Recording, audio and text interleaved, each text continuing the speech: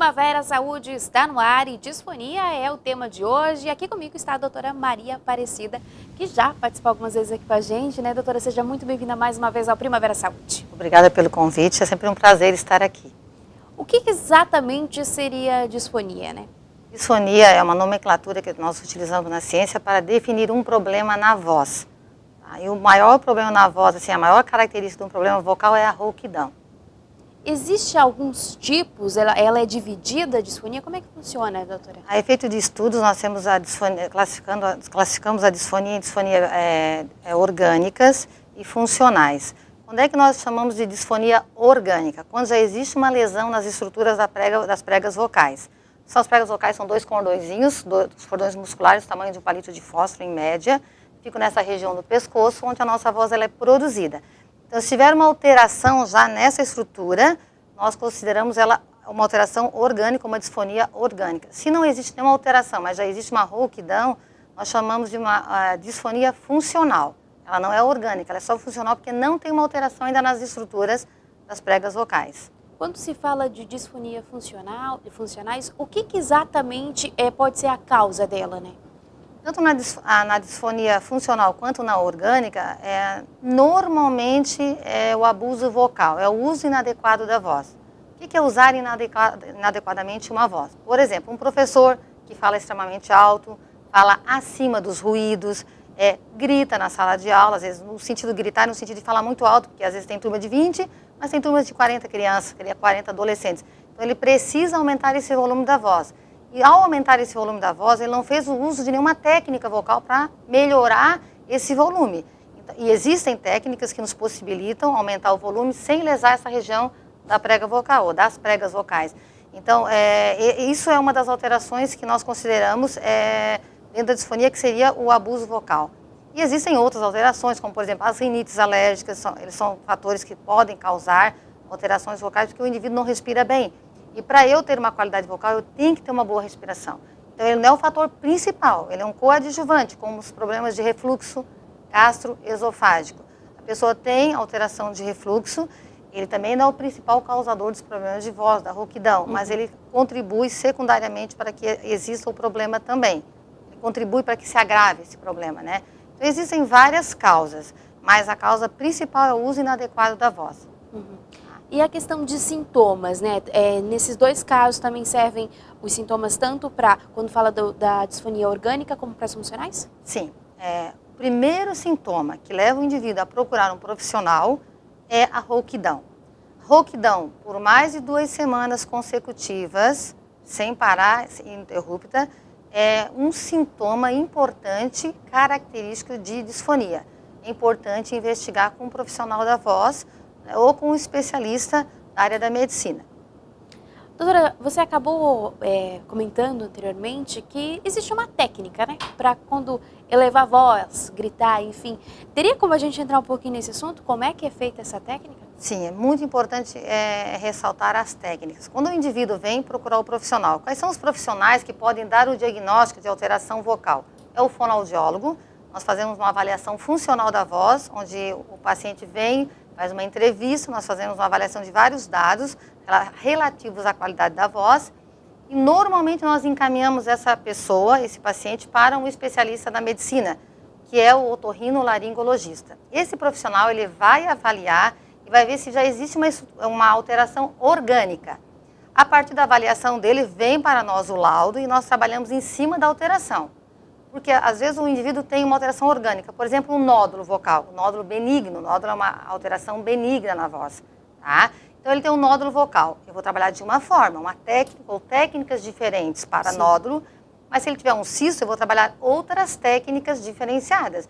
Eu não uso a mesma receita ou a mesma técnica para para todas as alterações vocais. Tá? Então, por exemplo, a minha laringe, a voz, o ar sai dos pulmões, passa por essa estrutura aqui, que são as pregas vocais. Quando ele passa as pregas vocais, ao ar entrar, a prega vocal abre, o ar entra, vai aos pulmões, faz essa troca, volta, passa por baixo e faz uma pressão infraglótica, que a gente fala. Elas vibram, por isso que eu estou falando, o som está saindo. E a minha fala é essa voz aqui articulada, esse som articulado. Então, existem técnicas que eu posso tirar o esforço dessa região e jogar para cima. A gente chama isso de ressonância vocal. Vai trabalhar o volume da voz nessa caixa de som que eu tenho aqui. Tem ressonância de peito e ressonância de cabeça. Por exemplo, eu quero falar Maria. Eu estou falando Maria aqui. Maria, joguei para cima. Quando eu falo Maria, joguei a voz para cima, para a ressonância, eu amplifiquei essa voz, o som, aumentei o volume, popularmente falando, e eu não vou causar nenhuma alteração nessa região. Eu vou ter uma qualidade vocal por muito tempo, porque eu sei usar adequadamente as técnicas vocais. O que acontece muitas vezes? As pessoas só nos procuram quando o problema já está instalado. Tem como ajudar, tem como melhorar? Com certeza. Melhora. Quando o paciente colabora, o tratamento é rápido, tá? Mas o ideal é que as pessoas fizessem prevenção, como em tudo. Na nossa vida, que nós fizéssemos prevenção. Principalmente pessoas que lidam diariamente com a voz, são os profissionais da voz. Tá? Uhum. Agora, falando um pouquinho sobre a questão das lesões, né? Como a gente estava falando antes, que é causado pelas disfonias orgânicas, né? Uhum. Quais são os tipos de lesões mais comuns? Normalmente é nódulo. Nós temos bastante nódulos vocais, que os nódulos normalmente vão gerar uma fenda. O que é a fenda? Para falar, eu preciso que as pregas vocais estejam assim, elas estão paralelas ao chão, que são esses dois cordões. Então, quando existe uma alteração, o ar escapa. Uhum. Por isso que a pessoa tem tanto esforço, um dos sintomas é esforço para falar, é cansaço vocal, a voz falha, tem tensão nessa região da cervical, principalmente as mulheres. Então, é muito importante que tu tenha cuidado em relação a esses sintomas. Então, o nódulo é o principal, é o mais comum, não é o principal, ele é o mais comum. Mas existem cistos, existem edemas, existe paralisia de prega vocal, existem tumores na prega vocal também, existem outras alterações também tão importantes quanto. Mas o que é mais comum é o nódulo vocal. E o sinal que vai apontar que tem alguma coisa errada? É a rouquidão persistente. Somente a rouquidão? É. Ela é o principal sintoma. Quando a voz começa a ficar diferente, nossa, você está rouca, nossa, mas a voz parece que está sumindo, mas já é a voz sumir, ela ir diminuindo de intensidade, já é um sintoma de que está escapando o ar pelas pregas vocais. Então, mas o principal sintoma para a procura de um profissional é a rouquidão. Tem algum outro sinal que dá para ficar em alerta? Porque a rouquidão a gente já sabe que está bem avançado. Tem algum outro sinal que chega antes da rouquidão? Normalmente a rouquidão. Tem o cansaço vocal, a falha da voz. Né? O que é falhar a voz? A pessoa começa a falar, a voz ela vai desaparecendo, ela vai sumindo. Daqui a pouco ela vem de novo, como se fosse um CD furado, mais ou menos isso, né? Então a voz vai falhando. Mas o que é mais comum realmente é a rouquidão. E o cansaço. A pessoa às vezes diz assim, ó, nossa, eu pagaria para não falar, para ficar quietinha, porque me dói muito nessa região. Me dói aqui, ó, tem uma ardência nessa região. A cervical aqui dói, vontade de ficar fazendo isso no meu pescoço. Porque a pessoa sente muito desconforto físico também. Porque o fato dela ter que, para ela falar, ela tem que fechar as pregas vocais. E tem um nódulo aqui na prega vocal, então ela não fecha, escapa ar. Então ela usa o ar e falta o ar. Então ela não consegue, para terminar a fala, ela acaba usando o ar de reserva, ela acaba fazendo um esforço maior para produzir essa fonação, por isso ela sente o cansaço, sente tensão nessa região e sente ardência na região também do pescoço. Os tratamentos hoje disponíveis no mercado para acabar tratando a disfonia, né, doutora? Normalmente é o fonoaudiólogo profissional que trata, tá? As alterações da voz, faz a reeducação vocal. Qual é o objetivo da fonoterapia? O objetivo da fonoterapia é dar qualidade vocal para o indivíduo que hoje não tem mais uma qualidade vocal. É fazer com que ele tenha, na verdade, a nossa voz, ela deve durar até o final da nossa vida. Né? Então, o indivíduo tem que ter uma qualidade vocal no seu dia a dia, na profissão que ele exerce, ele tem que ter uma voz com brilho, uma voz agradável, uma voz com dinâmica, ele precisa ter uma voz com qualidade, para que ele possa exercer aquilo que ele se propôs enquanto profissão, né? Exercer bem. Quando você tem, por exemplo, você é um jornalista, você está rouco, você já não vai, esses dias eu estava escutando um jornalista falando, ele estava rouco, você via nitidamente tinha muita rouquidão, né? Então com bastante pigarro, pigarro também é um sintoma, ficar fazendo isso, né? Então tosse seca, esse sintoma também. O que acontece quando você tosse? As pregas vocais batem em alta velocidade. Vamos imaginar um carro batendo a 120 km por hora, 2 carros. Lá, voltando para a estrutura da prega vocal, que são 2 estruturas mínimas, muito pequenas, é mais ou menos uma velocidade de 120 km por hora quando elas batem na tosse. Imagina uma tosse frequente, seca. Então, ao longo do tempo, se você não cuidar do fator causador da tosse, você poderá também ter um problema secundário de voz, uma rouquidão, ter um nódulo vocal em função da tosse, do atrito causado pela tosse. Tudo bem, a gente já continua falando sobre esse tema, nós vamos para um breve intervalo e voltamos já já, não sai daí.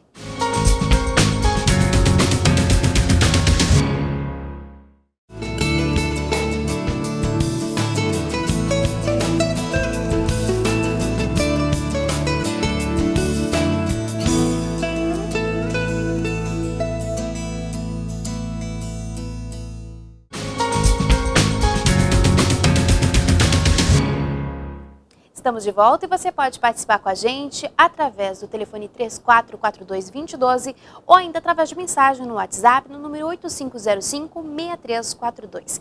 Ligue, participe e tire suas dúvidas. O nosso tema de hoje é disfonia. Voltando aqui, doutora, existem alguns riscos quando a gente acaba falando de disfonia? Quando você tem uma alteração vocal, você percebe que o sintoma já se protela por muito tempo. Quando eu falo muito tempo, eu estou falando de 2 semanas, é importante que você faça uma avaliação. Quanto mais cedo você resolver a problemática, mais chances de melhora rápida. Quanto mais tempo você levar para tratar, mais tendência você vai ter ou mais possibilidade de aumentar o problema. Vamos dar um exemplo de um calo. Tá? O nódulo, antigamente a gente chamava de calo vocal, que na verdade é a alteração nodular, que nós falamos hoje dentro da medicina, né? Então, por exemplo, se você tem um pé 36 e você quer calçar um sapato 35, você usa por 1 ano um sapato 35, possivelmente você vai ter um calo nos seus pés, certo?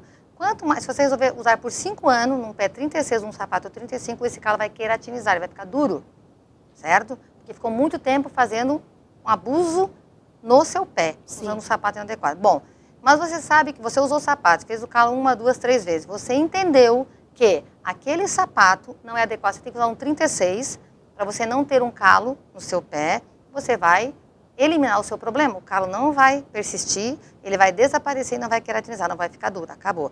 Assim é com a voz. Se você manter os hábitos errados, não usar técnicas adequadas, você está com um problema, você persiste, vai deixando, vai protelando, a tendência é aumentar o problema. Aí muitas vezes pode ficar um pouquinho mais difícil o trabalho de tratar, né, essa dificuldade. Então é importante que você detectou rouquidão. Rouquidão por mais de 2 semanas não é normal. É importante que a população entenda. Bom, eu estou gripada, tenho uma laringite. Bom, quando nós temos uma laringite, as pregas vocais ficam inchadas, toda a região do trato vocal aqui fica inchada. A gente fica porque nós tossimos muito, ao atrito, haverá uma rouquidão. Melhorou a gripe, ainda permanece, vá novamente no seu especialista, vá no otorrino. O que o otorrino vai fazer? Ele vai avaliar você a partir dos seus sintomas, ele vai fazer um exame. Normalmente eles fazem um exame chamado videolaringoscopia, ou uma naso que entra uma câmera pelo nariz, ou uma câmera que entra pela boca. É um exame rápido, não leva mais que 1 minuto, mas que ele consegue identificar se existe alteração já na estrutura das pregas vocais. Se ele perceber, ele vai indicar um fonoaudiólogo para fazer o tratamento. O tratamento de voz, quando o paciente colabora, ele é semanal, e dura em média de 12 a 16 sessões. Casos extras podem acontecer, levar um pouquinho mais. Mas quando o paciente contribui e a nossa técnica ela é adequada, aí o paciente de 12 a 16 sessões ele está liberado em alta. Conhecendo as técnicas adequadas, ele passa a executá-las e dificilmente ele vai ter problemas vocais novamente. Por quê? Se você sabe que determinada atitude fazem mal para você, logicamente você vai evitar essas atitudes que vão fazer mal e vai te causar algum desconforto. Você vai passar a usar a técnica, porque você já as conhece. Você passa a usá-las no dia a dia. Com certeza. Agora, doutora, falando nessa questão do tempo que é normal da rouquidão, né? Até que ponto que o paciente tem que ficar atento e perceber, não, já passou do limite. 2 semanas você acabou explicando já que é demais, não é para ter. Mas o que é normal? 2 semanas com rouquidão, sem resfriado, sem uma laringite, sem uso de antibiótico, 2 semanas com rouquidão sem nenhum fator aparente, busque um especialista. Você pode procurar primeiro um fonoaudiólogo, ele vai fazer uma avaliação clínica, o fonoaudiólogo não faz os exames que o otorrino faz, que é uma peculiaridade da medicina. Então o fonoaudiólogo vai fazer toda uma avaliação e o fonoaudiólogo encaminha com todas as queixas esse paciente para o otorrino. E aí ele vai procurar o seu otorrino de confiança e vai fazer uma avaliação dessas estruturas do trato vocal.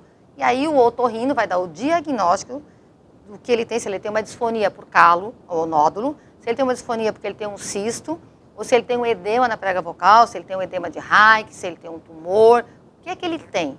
A partir do diagnóstico do otorrino, ele volta para a sua fonoaudióloga de confiança e aí nós tratamos o plano de tratamento. Para cada alteração na estrutura da prega vocal, existirão tratamentos diferenciados. Não existe uma receitinha pronta. É isso para todas as patologias de voz. Não. Nós temos as disfonias hipercinéticas, que são por tensão, e as hipocinéticas, então, que são por muita frouxidão dessas estruturas. Então, eu não posso usar uma técnica para uma hiper e para uma hipo. São duas coisas bem diferentes. Tá? Um músculo mole, muito frouxo, um músculo muito tenso. Então, eu preciso usar técnicas diferenciadas para cada patologia. E também, muitas vezes, na mesma patologia, para um paciente eu uso uma técnica, para outro eu uso outras técnicas. É individual, não adianta, né? É individual. Não é receita de bolo. Não, exatamente.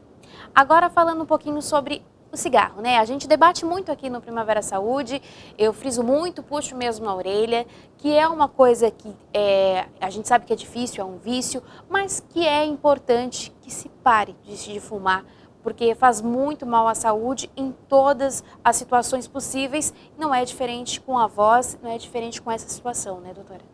O cigarro ele é extremamente nocivo à voz. Ele é nocivo à saúde do ser humano. Ele Todo, né? E principalmente à voz, né? Por quê? A nicotina, o alcatrão, essas substâncias tóxicas, elas vão pigmentar essa região toda da prega vocal, do trato vocal. E os maiores casos de câncer de laringe são pelo uso do álcool e da droga em processo contínuo, frequente por anos. Então, o cigarro ele é nocivo. E quando é que a gente percebe, normalmente mulheres que são fumantes aos 50 anos, elas vão apresentar uma patologia chamada edema de Hayk. A voz fica assim grossa, fica a voz forte, fica uma voz mais varonil, mais masculina, mas é porque toda aquela região, espaço de Hayk que tem dentro da estrutura da laringe, ele fica totalmente inchado. Então a voz fica muito pesada e fica muito grave, por alteração na estrutura das pregas vocais e toda a região do trato vocal. E pelo uso do cigarro. Então, além do câncer, que é extremamente grave, também você vai ter uma alteração de prega vocal ou de pregas vocais pela patologia chamada edema de Hayk. Então, assim, é muito importante que a pessoa deixe de fumar, né? Isso é uma campanha no mundo inteiro. Então, para as pessoas possam entender que o cigarro ele é um fator causador de alterações de prega vocal ou na voz.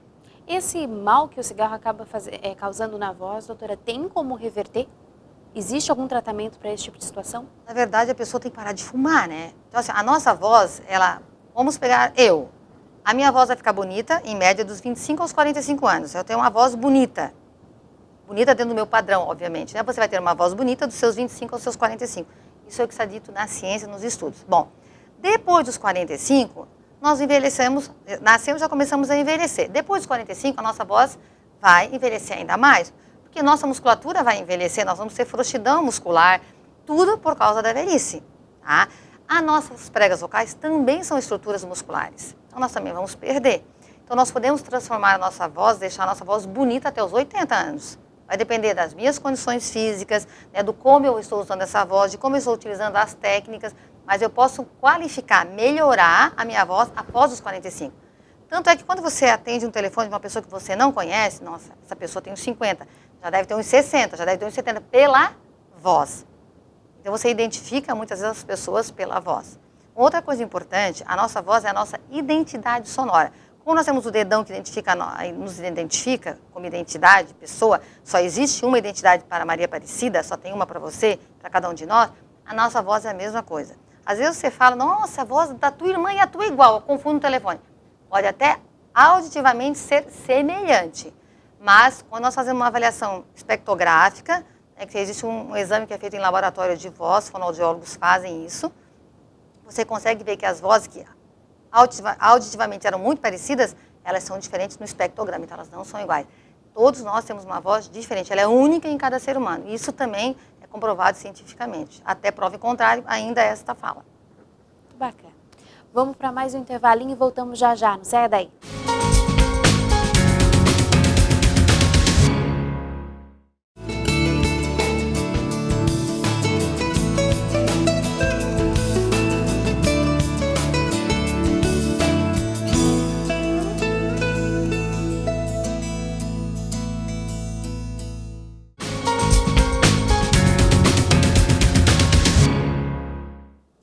Estamos de volta? Participe com a gente através do telefone 3442-2012 ou ainda através de mensagem no WhatsApp no número 8505-6342. O tema de hoje é disfonia. E você participe, ligue sim. Agora, doutora, vamos falar um pouquinho sobre os cuidados, né? Os principais cuidados que devemos ter com a voz, né? Eu acho que é importante a gente reforçar também nesse momento, né? O primeiro cuidado básico é usar água, fazer o uso da água. A água já ela é boa para a nossa saúde. Mas para quem usa a voz, principalmente a voz profissionalmente, é importante que utilize água. Em média, tentar tomar 2 litros de água por dia. Muitas pessoas não conseguem, têm bastante dificuldade com isso.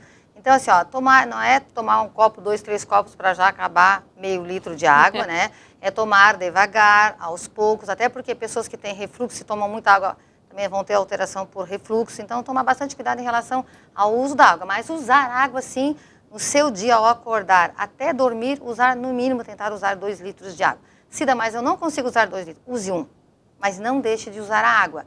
Quem fala precisa ter sempre o copinho ou a garrafinha de água ao lado. Falou, secou a garganta, tem que ter a água ao lado para umidificar. Porque, na verdade, a nossa voz ela deve ser úmida, porque a região todinha desse trato vocal ela é umedecida. Quando você fala muito tempo, o ar entra, ele resseca também, tanto sai quanto você está produzindo a voz, e a fala, quanto ele está entrando também. Então, ele resseca toda essa mucosa da boca, da parte do trato vocal. Não que a água chegue até a laringe, não chega, tá? Senão nós morreríamos afogados, né? Ela umidifica essa região do trato vocal. Então, é importante utilizar a água para evitar o pigarro, tá? Pessoas que têm rinite, que têm refluxo, usar água em quantidade pequena, pequenas quantidades, mas usar a água no seu dia a dia, principalmente quem faz uso da voz profissional. Cantores, professores, jornalistas, radialistas, locutores, enfim, esses profissionais que trabalham no mínimo 8 horas por dia usando a sua voz, enquanto instrumento profissional. Agora, outro assunto também muito debatido aqui no Primavera Saúde, doutora, é a questão da automedicação, né? A gente sempre frisa para as pessoas que elas têm realmente que procurar um especialista, que não é legal se automedicar, que fora o risco que está correndo. A gente acabou citando no primeiro bloco as questões das técnicas, né? E a gente sabe que hoje a internet tem tudo que tu procura e provavelmente deve ter muitas técnicas por lá também. Mas, como a gente já frisou aqui também, cada indivíduo é um indivíduo e o tratamento é diferenciado, né? Exato. A internet, ela nos dá uma base do que é saúde vocal, do que é uma disfonia, exercício para a voz. Só que assim, ó, por exemplo, se eu tiver um problema de refluxo gastroesofágico, para mim, o omeprazol pode dar certo, mas pode ser que o omeprazol não dê. Eu tenha que tomar uma medicação mais forte, 1 miligrama mais forte. Então, assim, ó, os exercícios que estão na internet, as orientações, elas são importantes, são. Mas nem todos são científicos, alguns são, outros não são sites científicos, então isso é bem importante frisar. E a receita, ela não dá para fazer todos os bolos, né? Cada pessoa vai precisar de uma receita, de um exercício, de alguns exercícios diferenciados. Então, tem técnicas que você até vai poder usar. Mas se você tem uma disfonia, realmente uma rouquidão persistente, você precisa procurar um médico ou um fonoaudiólogo para fazer a avaliação.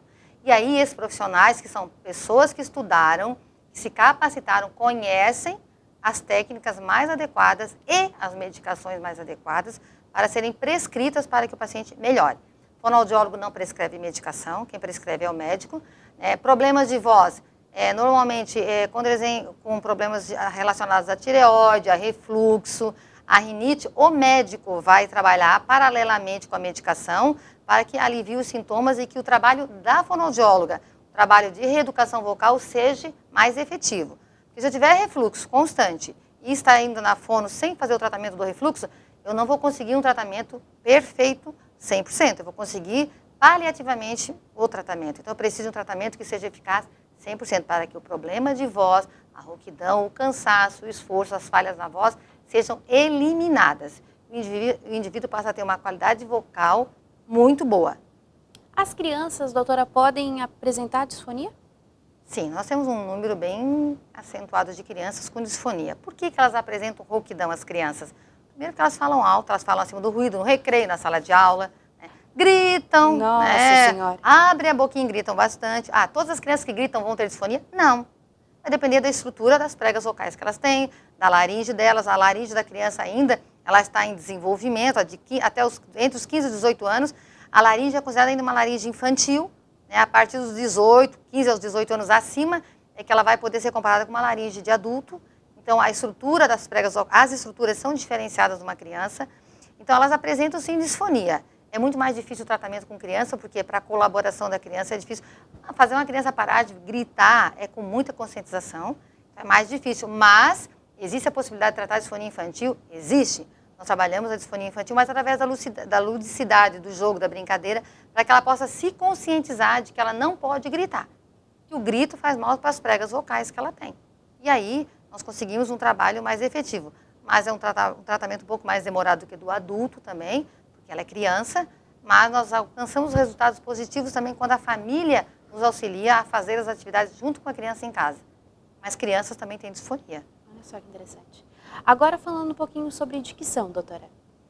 Bom, dicção é dizer bem. Dizer bem às vezes você tem uma voz maravilhosa e fala contra a roda assim, não consegue falar sem não movimenta a boca, né? Então você precisa ter uma dicção bem correta, uma voz bem articulada, um volume de voz, uma boa ressonância, a nossa velocidade de voz. Às vezes tem pessoa que tem uma voz muito monótona, falam muito desse jeito, não respira ou tranca o ar, e aí falam mais melodiado ou falam muito monótono. Isso é um fator que deveria estar lá na dicção. Você falar bem é falar também com uma voz não monótona, uma voz que tenha picos de altos e baixos, que você possa fazer uma ressonância mais alta, uma ressonância mais baixa, dar uma ênfase mais alta, uma ênfase mais baixa. Então, dicção é dizer bem. Para você dizer bem, você tem que ter uma boa voz, uma boa articulação, uma boa ressonância. São 3 fatores fundamentais. E junto com eles, nós amarramos a respiração. Pessoas que, para ter uma boa dicção e uma boa voz, nós precisamos também ter uma boa respiração. Temos que respirar bem. O que é ter uma boa respiração? É respirar pelas narinas, fazer a respiração abdominal inferior, é onde eu inspiro, o abdômen infla, eu vou conseguir armazenar maior quantidade de ar e vou ter mais possibilidades de falar mais tempo sem agredir as estruturas das pregas vocais. Agora falando em questão dos exercícios utilizados na disfonia, né? Tem como a gente acabar entrando um pouquinho nesse assunto? Existem diversos exercícios, tá? Então, assim, ó, eu vou falar alguns, mas que vocês não vão utilizar lá em casa, achando que vai resolver o problema de voz. A Cida, fonoaudióloga, falou e não deu certo. Não é isso. Eu vou falar de alguns exercícios que nós aplicamos, mas em determinadas patologias e para determinadas pessoas. Sim. Então, por exemplo, exercício de vibração de prega vocal. Com curva melódica. Quanto mais longo, mais eu vou massagear as estruturas das pregas vocais, que ela tem como se fosse uma camada, e nós vamos fazer essa massagem com esse tipo de exercício. Exercício de ressonância. Você abre a boca, você fecha a boca, você joga a língua para cima, a língua para baixo, a língua para os lados. Você vai fazer, existem vários exercícios de ressonância, que você vai aprender a aumentar o volume da sua voz, não aqui, mas nas suas caixas de som que estão aqui. Você vai usar essas estruturas. Isso vai ajudar você a melhorar e qualificar. Então, você pode estar num espaço grande, sem microfone, conseguir alcançar as pessoas lá atrás, naquele espaço grande, não vou dizer num ginásio com 1000 pessoas, né? Sim. Nós não temos essa capacidade. Eu vou precisar de um microfone, de uma caixa de som. Mas no espaço, por exemplo, de uma sala de aula, com 70, 100 pessoas, um pouquinho maior, eu posso utilizar a ressonância e conseguir atingir as pessoas e todas me ouvirem de uma forma adequada, sem eu causar algum dano para a minha prega vocal por um período de 1 hora ou mais de fala. Bacana. Agora, para a gente encerrar, vamos nas questões dos mitos, né, que acabam envolvendo a voz. Quando a gente acaba falando de rouquidão, vem 1000 sugestões, né? Certo. Vamos falar, então, a gente tem a questão do chocolate, da maçã, do cravo e do gengibre. Esses mitos, né, se é verdade ou não é verdade, assim, ó, a maçã, ela tem muita água, né? Quando você mastiga a maçã, você tem que fazer esse movimento mastigatório. Quando você faz esse movimento, você massageia todas essas estruturas chamadas OFAs, órgãos fonoarticulatórios, que também fazem parte da nossa fala. Então, quando eu como uma maçã, eu estou apenas trabalhando essa musculatura e jogando água, umidificando essa região. Não significa que vai tratar a voz. Tem rouquidão, vou comer maçã, vou ficar bom. Não, isso é mentira, não é verdade.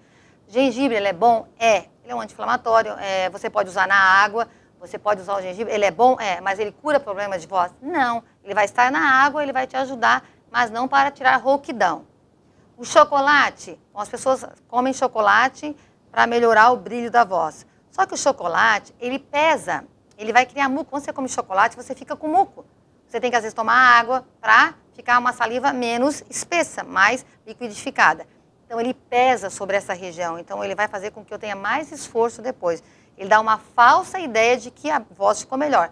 Mas ele não é um remédio para a voz, ao contrário. Aí eu devo evitar comer antes de falar, uma meia hora, 40 minutos. Antes de fazer uma fala extensiva, eu devo evitar encher meu estômago. Eu devo tomar água, tomar líquidos e não comer muitas coisas antes de uma fonação mais prolongada. Então, são cuidados básicos que a gente tem que ter. Mas o maior cuidado é usar a água e usar técnicas adequadas. Não pegar técnicas da internet, não pegar porque a tua amiga usou, porque o teu amigo usou, vai dar certo. Não.